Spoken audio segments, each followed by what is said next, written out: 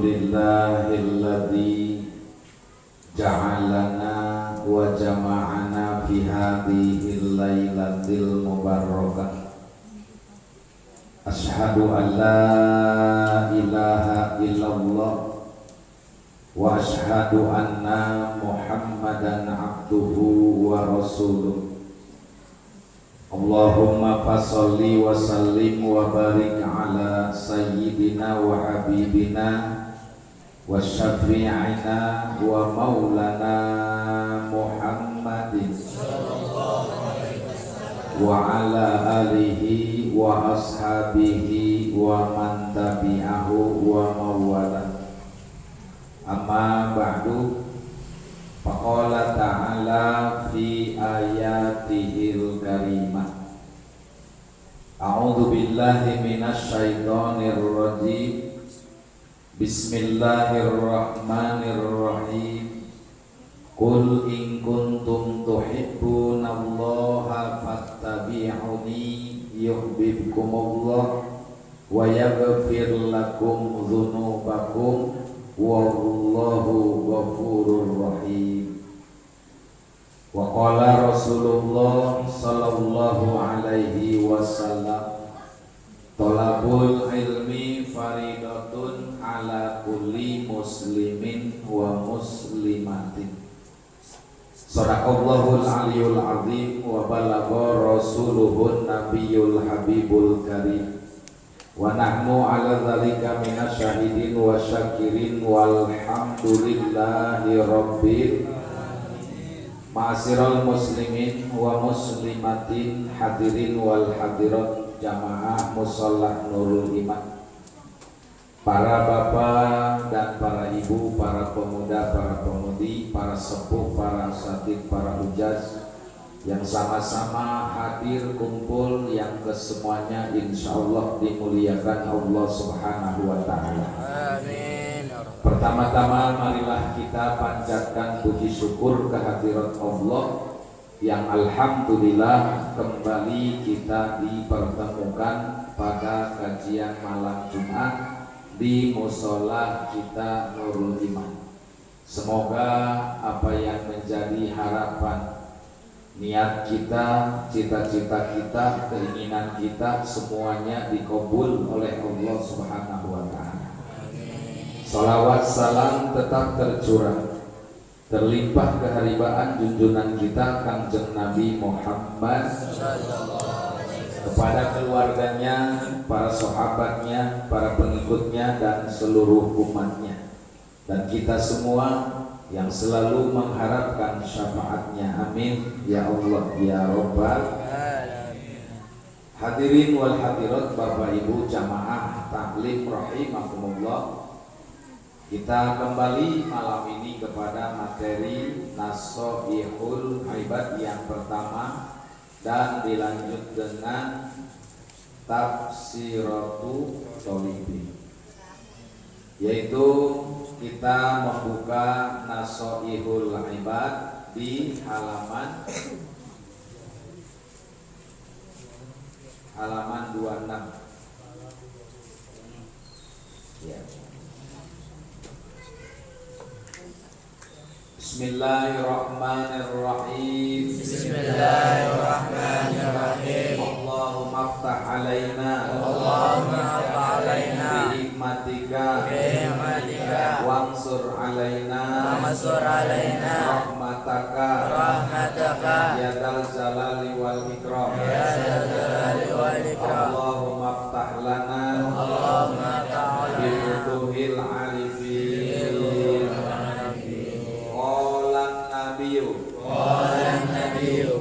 Sallallahu alaihi wasallam,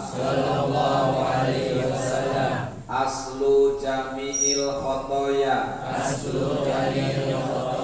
hubbu dunya, wa aslu jami'il fitani,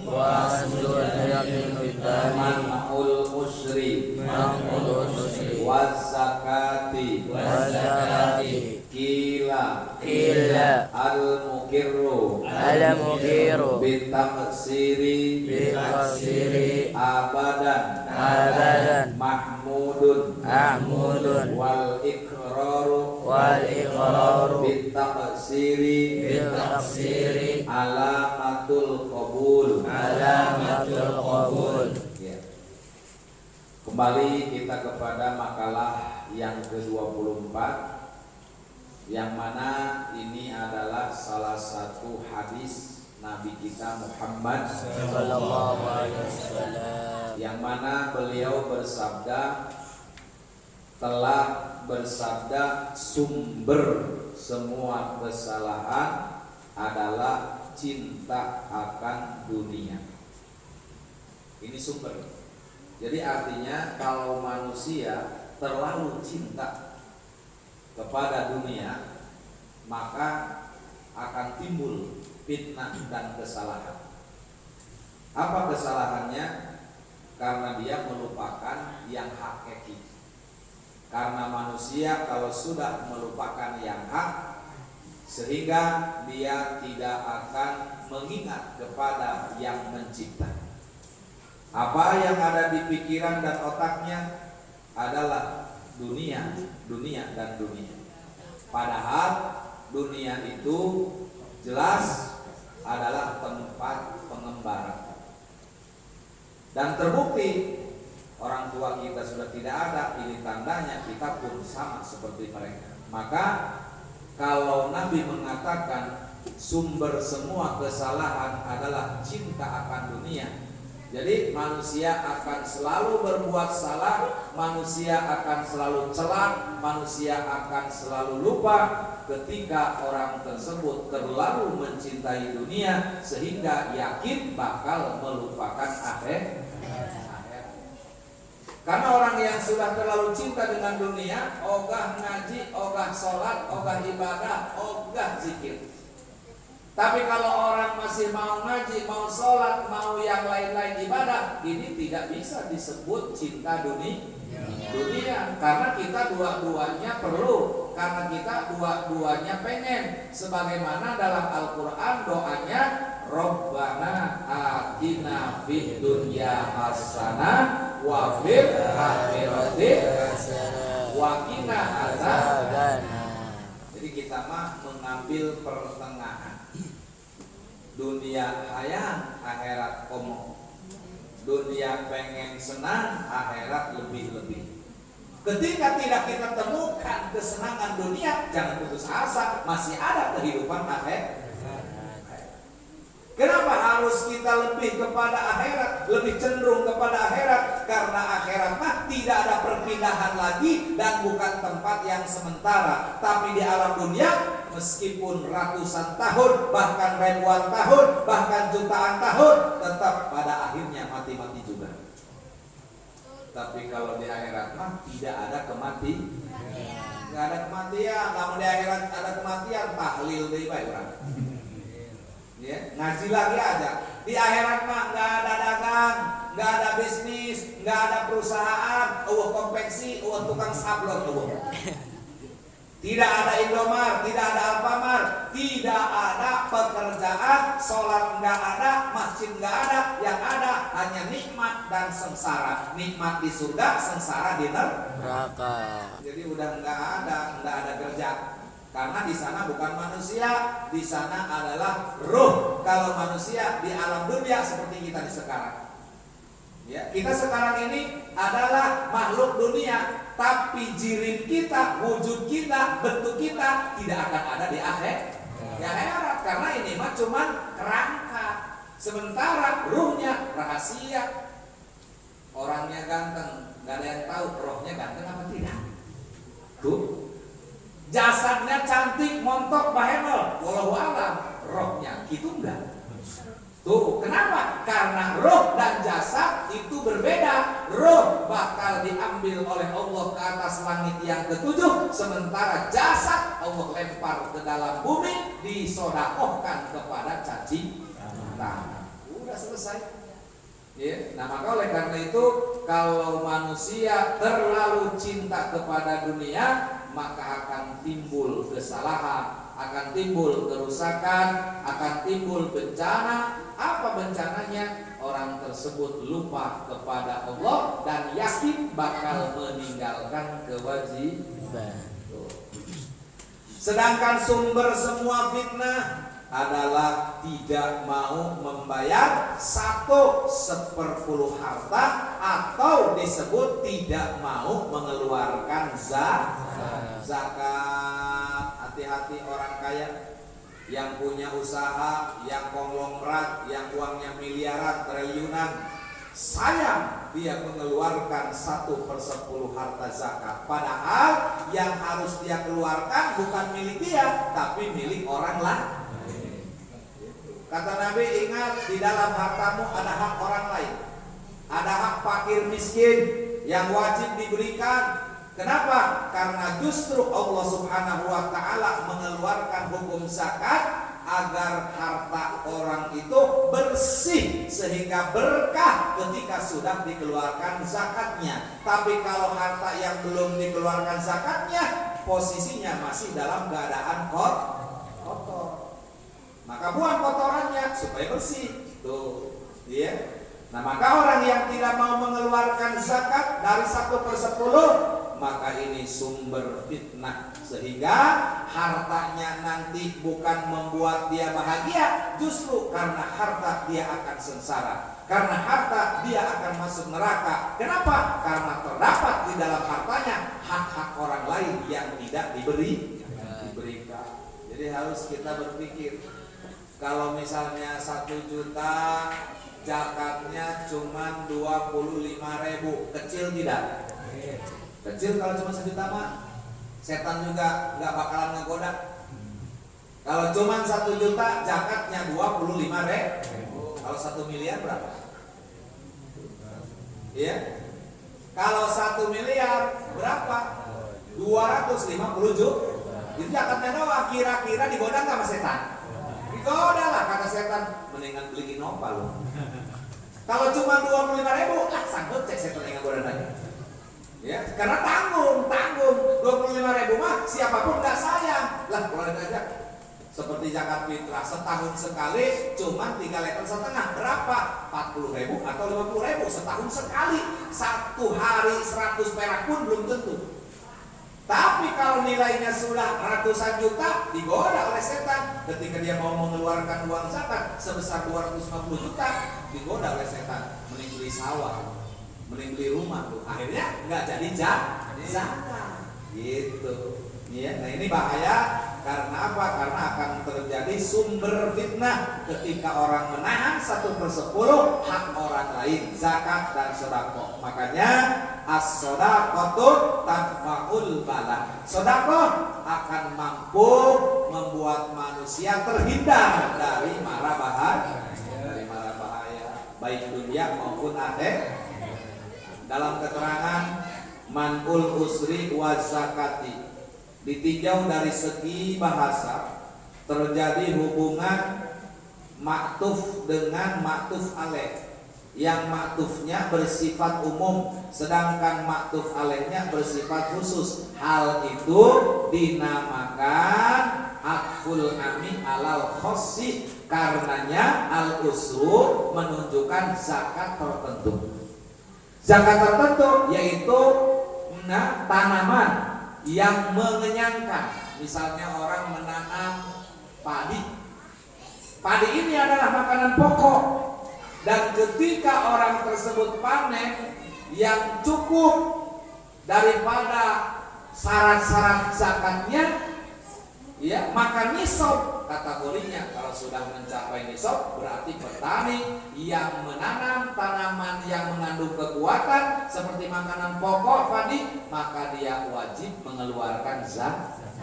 Tapi kalau tidak menguntungkan, hanya untuk makan saja, tidak ada kewajiban karena tidak nisab. Seperti kita, duit mah boga, tapi enggak gede, boro-boro buat cukup makan, kira-kira kewajiban zakat enggak? Jadi yang berkewajiban zakat itu yang ditentukan, usahanya apa, tanamannya apa. Seperti kalau orang setiap tahun punya emas berapa, misalnya dia punya emas 100 gram, Ya, tiap tahun punya emas 100 gram nggak kurang. Maka setiap ketemu 1 tahun dihitung, dikeluarkan zakat. Ya. Kalau dia memang punya tanaman yang mengandung kekuatan tani lah. Kalau memang mencapai nisab tontonan hasilnya panennya maka ditotal. Kalau dia punya anggur, kalau di Mekah dia punya kurma, itu ada zakatnya. Kalau dia bertizarah, berdermaga, jual beli bisnis, ada barang yang dijual belikan, itu juga ada zakatnya. Kalau dia punya hewan ternak, ratusan, jutaan, ribuan hewan yang diternak dari 3 unsur, kambing, sapi, dan onta. Ya, jadi kerbau dan sapi itu satu jenis sama. Itu juga ada zakatnya, tapi kalau mencapai nisab. Tapi kalau dari zaman dulu ini kambing nggak naik-naik 15 ekor terus, ya nggak wajib zakat karena ketentuan zakat apabila minimal punya 25 ekor. Itu. Ya, kalau yang belum target 25 berarti belum nisab, berarti belum kewajiban. Jadi seperti itu. Bukan berarti setiap punya wajib zakat. Enggak. Tidak akan ada orang yang mau ngurus ternak kalau harus zakat seluruh rumah. Jadi zakatnya ini mencapai nisab. Allah Maha Adil. Allah tidak mau merugikan yang mengembala, juga tidak mau merugikan manusia yang lain, supaya orang yang setiap punya bisa berbagi bersama-sama. Itu. Ya. Nah, maka oleh karena itu disebut yang mengenyangkan, yaitu makanan pokok nasi berasal dari beras berasal dari padi. Ya. Nah, kemudian sedangkan zakat menunjukkan kepada zakat emas dan perak. Tuh. Ya, emas, zakat dan perak, terus binatang ternak dan zakat badan itu mah setahun sekali, namanya zakat fitrah. Ya, bagi yang Islam wajib mengeluarkan zakat badan kalau dikasih panjang umur. Kalau tidak panjang mah tidak wajib zakat. Ngezakatin siapa? Orang yang ada. Itu. Ya. Nah, maka oleh karena itu inilah bagaimana terjadi kerusakan, terjadi fitnah karena manusia yang diamanatkan rezeki oleh Allah tidak konsisten dalam mengeluarkan zakat.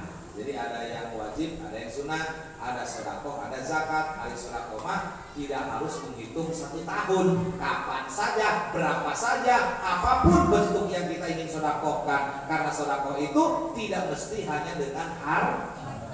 Yang punya harta, gunakan harta sedekah. Yang punya pangkat dan jabatan, manfaatkan pangkatnya. Selagi dia dipercaya oleh rakyat, selagi dia dipercaya oleh masyarakat, manfaatkan pangkat dan jabatan supaya banyak memberi manfaat kepada orang lain. Itu juga dia bersedekah selama menjadi pemuas. Tuh.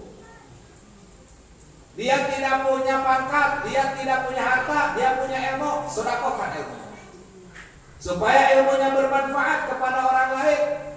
Karena ilmu tidak boleh pelit, tidak oleh duit komersil. Kenapa? Karena ilmu bukan milik manusia, tapi ilmu milik Allah, dititipkan ke manusia, diamanahkan supaya diberikan manfaat kepada orang lain. Tuh. Ya, makanya saya mah di rumah orang mana saja yang datang mau ngaji, ayo. Yang penting dia niat dari rumahnya mau ngaji. Apa pernah saya minta DP? Apa pernah minta bulanan? Apa pernah minta mengkuat? Tidak. Bahkan saya bilang enggak perlu amplop, dipijit nanti mainin kepada Tuhan. Tuh, ya. Karena saya merasa tidak banyak punya harta, tapi ada sedikit ilmu. Insya Allah kalau orang tersebut mau datang, mau ngaji apa, silakan. Mau ngaji nahu, sorok silakan, Quran silakan, tajwid silakan. Karena ustadz mas sebagai mana orang dagang, tergantung yang beli. Mau beli apa? Kerupuk, layanin kerupuk. Mau beli permen, layanin permen, kan begitu. Ya, maka oleh karena itu kita dalam hal berbuat baik banyak.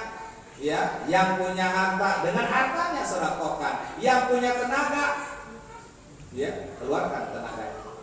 Yang bisanya doa, doakan. Jadi nggak ada sesuatu yang tidak bermanfaat. Semuanya bermanfaat karena semuanya dibutuhkan. Duit dibutuhkan, doa dibutuhkan, tenaga, ilmu. Ya kalau cuma duit aja juga nggak jalan. Sekarang duit banyak, nulagan beas Allah. Apa nanti baru duitnya? Misalnya duit banyak, kadayat punya duit 5 karung, yang nanam padi nggak ada. Apa mau dimakani duitnya?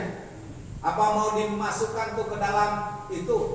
Ya, misalnya orang duitnya banyak, di bank penuh semua, tapi sawah-sawahnya habis digusur.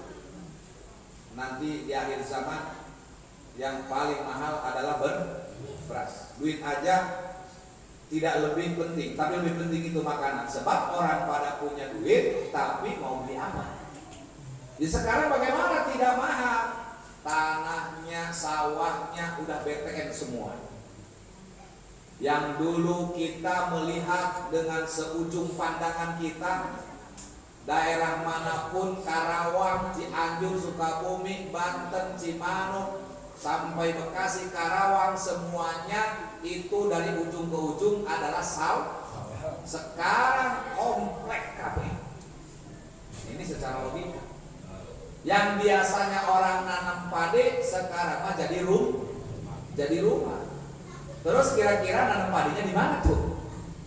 Sementara orangnya makin padat, sawah ladang makin sempit. Maka disitulah nanti ya, akan terasa. Ya, belum lagi omnibus law kalau misalnya yang terjadi lebih parah lagi kan kesana. Ya, maka oleh karena itu kita bukan berpikir kita, mikir generasi yang akan datang. Kalau mikir kita sekarang mah, atau alhamdulillah sembako masih ada. Bener gak?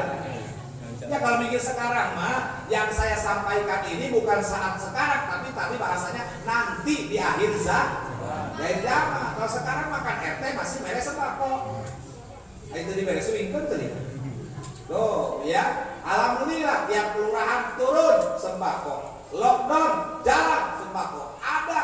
Makanya buat sekarang mah alhamdulillah meskipun pandemik COVID tapi masyarakat tetap makan, alhamdulillah. Yeah. Kemudian makalah yang ke-25, kila al-mukiru bi taksir abadan mahmudun wal iqraru bi taksir alamatul qabul. Ya. Dikatakan orang yang mengakui akan kelemahan dirinya untuk taat selama-lamanya adalah terpuji. Bagaimana orang yang punya sikap terpuji? Yaitu tadi dia mengakui akan kelemahan dirinya untuk taat selama-lamanya adalah terpuji. Sedangkan mengakui kelemahan dalam taat adalah tanda diterimanya amal. Bahwa kita lemah, merasa belum semangat, merasa masih disuruh-suruh, masih merasa diajak-ajak, masih penuh kebimbangan. Kita harus merasakan itu. Karena kita itu kalau dilihat dari segi iman, Nabi menyampaikan al-imanu yazidu wa yanqusu. Iman kita kadang naik, kadang turun. Jadi iman kita mah kayak kokolor. Ya. Beda dengan imannya Rasul. Kalau imannya Rasul mah yazidu wa yanqusu, naik terus tidak pernah turun. Jadi imannya Rasul mah makin hari makin bertambah, makin dekat kepada Allah. Makanya tidak ada Rasul yang berdosa, semua dimaksum oleh Allah, baik perkataannya, ucapannya, pikirannya bersih, sebagaimana bersihnya embun. Tapi kalau kita ucapannya masih banyak hoak, pikirannya masih kotor, ya. Jadi lebih banyak rusaknya daripada baiknya, lebih banyak buruknya daripada sebenarnya itu kita akui oleh kita. Kalau kita tidak mengakui itu, kita seolah-olah tidak merasa salah di hadapan manusia dan di hadapan Allah. Makanya ketika kita ingin diterima amal, harus merasa lemah dalam mengerjakan taat. Ya Allah, saya hamba yang doib, saya hamba yang lemah, saya hamba yang bodoh, yang begitu lemah dalam mengerjakan taat kepadamu. Ya. Bagaimana kita merasa lemah dan taat? Karena kita ini lebih banyak mainnya, lebih banyak istirahatnya daripada ingatnya kepada Allah. Bayangkan kita ingat kepada Allah cuma di waktu sholat. Itu juga yang sholat ingat. Saya juga ingat Pak Ustaz sama Allah mah. Iya bagus lah kalau ingat sama Allah. Tapi sholat enggak lu? Enggak sih, tolol dia.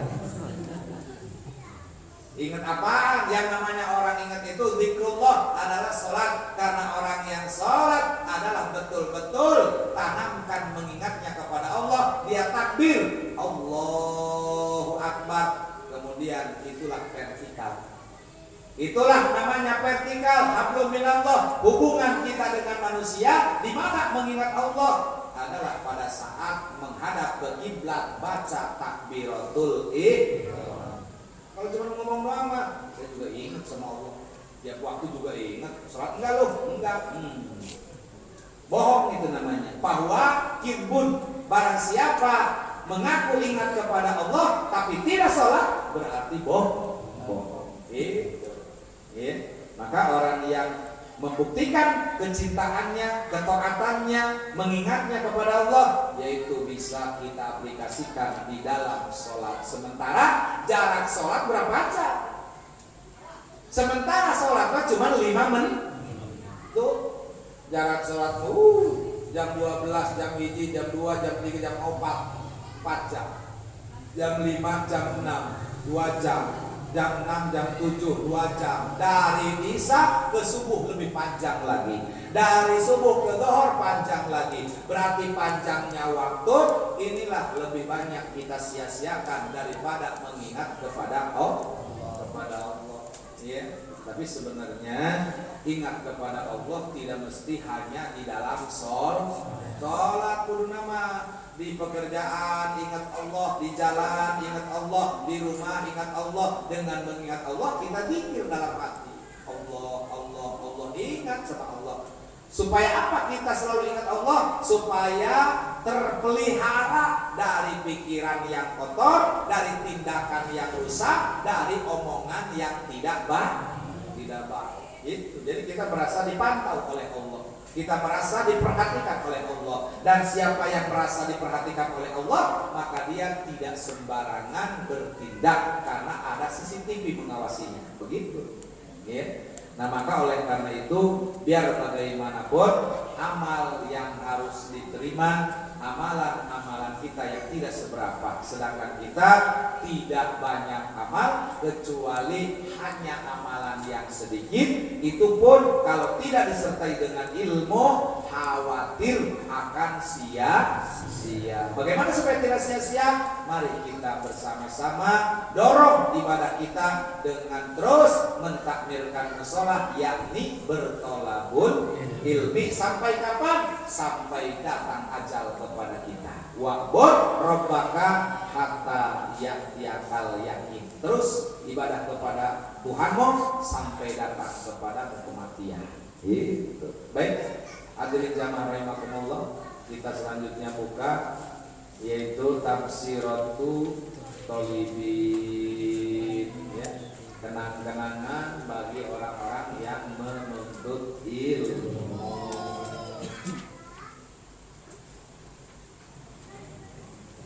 Halaman 7.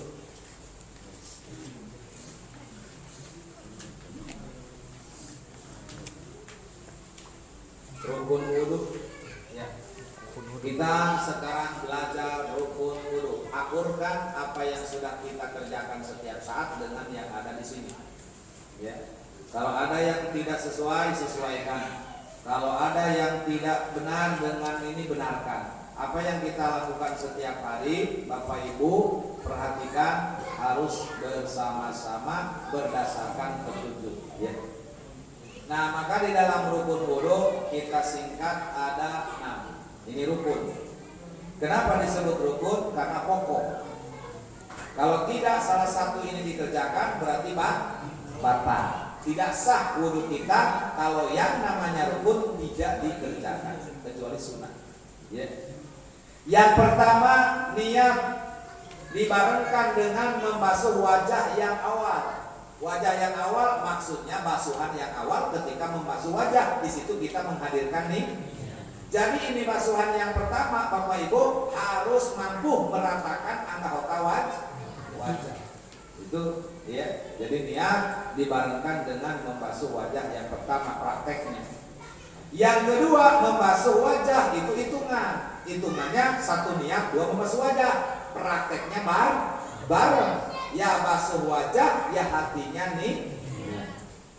Yang ketiga membasuh tangan 2 sampai siku. Sikunya harus benar-benar sempurna. Orang yang pakai baju panjang kelintingkan, lewatkan sikunya. Jangan takut-takut air. Sebab banyak orang yang melintingin baju setengah-setengah, akhirnya sikunya tidak sempurna. Tidak sah ini dulu. Ya, kalau sampai ujung baju masih menutup siku. Ya, itu. Yang keempat, mengusap sebagian kepala atau rambut. Kalau misalnya kita membasuh kepala sebagian dan ketika masih bisa nyampe ke kepala, ke rambut, itu sah-sah saja meskipun tidak mencapai kulit, tapi rambutnya kena. Tapi yang lebih afdol rambutnya kena, kepalanya kena. Ya, ngusap bukan membasuh. Kalau membasuh mah pakai kayung disiram, itu namanya membasuh. Seperti tangan dibasuh, wajah dibasuh, kaki dibasuh. Pas kepala mah ayatnya juga wamsahu, bukan paksilu. Jadi kalau tangan, wajah, kaki paksilu. Karena dalam Al-Quran idza kuntum ila sholat paksilu wujuhakum. Kalau kamu berdiri mau sholat, terlebih dahulu basuhlah wajahmu. Yang namanya basuh, airnya harus banyak membasuh wajah. Tapi begitu kita mengusap kepala, kalimatnya ayat lah sebagian kepalamu. Nah, maka di sini mengusap sebagian kepala atau rambut. Ya. Yang kelima, membasuh 2 kaki serta kedua mata kakinya. Dahulukan yang kanan, akhirkan yang kiri. Dikosok-kosok dengan kelingking, colok-colok. Setiap jari-jari ramo-ramo itu harus dibersihkan dengan kelingking. Khawatir takut ada najis, ada kotoran, ada debu, ada daki yang tidak bisa dijangkau oleh air. Kuku-kukunya potong, yang ada di kaki walaupun bagus gak usah diinuk sebab membahayakan. Kalau kita mandi junub atau wudu tidak kena bawah kuku maka bahaya, tidak sah mandinya, tidak sah wudunya. Tuh. Iya. Kemudian yang terakhir adalah tertib, artinya dikerjakan secara berurutan, mapai dari wajah, tangan, kepala, kaki. Jangan sampai dibolak-balik. Ada jawara berwudu dari kaki dulu. Namanya jawara. Ditanya ku RT, "Mang, kunaon? Ala wudu aing mah." Atuh cenah beungeut heula. Kakarak suku pandeuri kumaha aing media penting kakumbah BKB. Itu namanya tidak berilmu, mawat maneh ngatur dewek. Ya, maka orang seperti ini tidak akan makbul alias tidak akan diterima. Kenapa? Karena tidak sesuai dengan persyaratan ilmu agama. Baik, kita kaji yaitu nazomnya secara perincian rukun wudu supaya meresap, supaya paham. Wajib paham rukun wudu 6 perkara, perhatikan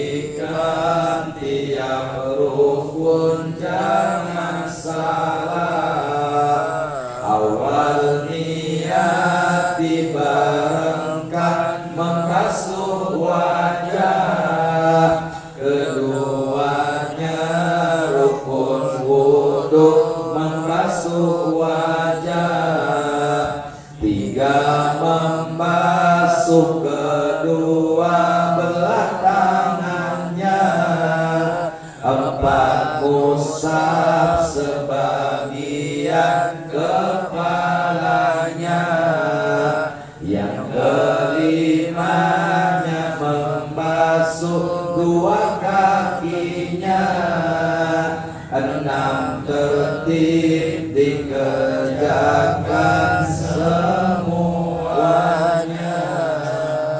Lihat di bawah, di atas rukunnya ada 6, tapi kesunahannya 2 kali lipat, ada 2. Ini tandanya Pak Haji Nana dagang modal 1.000, untungnya 2.000. Begitu, ini ibadah. Makanya Allah berikan modalnya sedikit, tapi keuntungannya banyak. Insya Allah kita akan lanjutkan pada waktu dan tempat yang sama. Semoga masih diberikan sehat panjang umur. Amin. Digoleh mardatillah bisyafaat Rasulillah wa ila hadratin Nabiyil Mustafa Muhammadin sallallahu alaihi wasallam wa ala alihi wa sahbihi wa azwajihi wa dzurriyyatihi wa li baitil kiram sallallahu lahumul Fatihah. A'udzu billahi minasyaitonir rajim. Bismillahirrahmanirrahim. Alhamdulillahi rabbil alamin arrahmanir rahim maliki yaumiddin. Iyyaka na'budu wa iyyaka nasta'in ihdinas siratal mustaqim siratal ladzina an'amta 'alaihim ghairil maghdubi 'alaihim waladdallin. Tsumma ila mardi jamil anbiya'i wal mursalin wal malaikatil muqarrabin sadati Nabi Bakr wa Umar wa Utsman wa Ali radhiyallahu anhumul Fatihah. A'udzu billahi minasyaitonir rajim. Bismillahirrahmanirrahim. Alhamdulillahi rabbil alamin arrahmanir rahim maliki yaumiddin. Iyyaka na'budu wa iyyaka nasta'in ihdinas siratal mustaqim siratal ladzina an'amta 'alaihim ghairil maghdubi 'alaihim waladdallin. Tsumma ila mardi jami' awliya'illahi ta'ala min masyariqil ila maghribiha bi bariha wa bariha min yaminiha ila shimaliha usunila hadrati Syaikhul Qadir Jailan qaddasallahu sirahul aziz wa sahbi azilil bustami wa sahbi hasanil hurqani wa sahmat kabir rifai wa sahbi azil qasimil junaidil baghdadi wa sahbi Ja'far Shadiq wa sahbi Yusufil Hamdani wa sahbi Marufil Kari wa siri saqati wa habibil azami wa usulihim wa furuhim syaulillahi lahumul Fatihah. A'udzu billahi minasyaitonir rajim. Bismillahirrahmanirrahim. Alhamdulillahi rabbil alamin arrahmanir rahim maliki yaumiddin. Iyyaka na'budu wa iyyaka nasta'in ihdinas siratal mustaqim siratal ladzina an'amta 'alaihim ghairil maghdubi 'alaihim waladdallin. Tsumma ila wahya ba'ina wa ummahatina wa azdanina wa jaddatina wa ammamina wa ammatina wa akhwatina wa akhwatina wa saykhina wa suyukhina wa lijamil muslimin wal muslimat wal mu'minin wal mu'minat bil ahya'i minhum wal amwat khususan sahibul walimatul khitam Ananda Muhammad Syahril Mudin bin Islamuddin min ahlil khair wali ahli ta'at wali ahli ibadah Allahumma ij'al hadhil walad min ahlil ilmi wa taqaddam min ahli dhair amin fi dini wa dunya wal akhirah amin. A'udzu billahi minasyaitonir rajim. Bismillahirrahmanirrahim. Alhamdulillahi rabbil alamin arrahmanir rahim maliki yaumiddin. Iyyaka na'budu wa iyyaka nasta'in ihdinas siratal mustaqim siratal ladzina an'amta 'alaihim ghairil maghdubi 'alaihim waladdallin. La ilaha illallah wallahu akbar. Bismillahirrahmanirrahim. Qul huwallahu ahad Allahu samad lam yalid wa lam yulad wa lam yakul lahu kufuwan ahad. Bismillahirrahmanirrahim. Qul huwallahu ahad Allahu samad lam yalid wa lam yulad wa lam yakul lahu kufuwan ahad. Bismillahirrahmanirrahim. Qul huwallahu ahad Allahu samad lam yalid wa lam yulad wa lam yakul lahu kufuwan ahad. La ilaha illallah wallahu akbar. Bismillahirrahmanirrahim. Qul a'udzu birabbil falaq min syarri ma khalaq wa min syarri ghasiqin idza waqab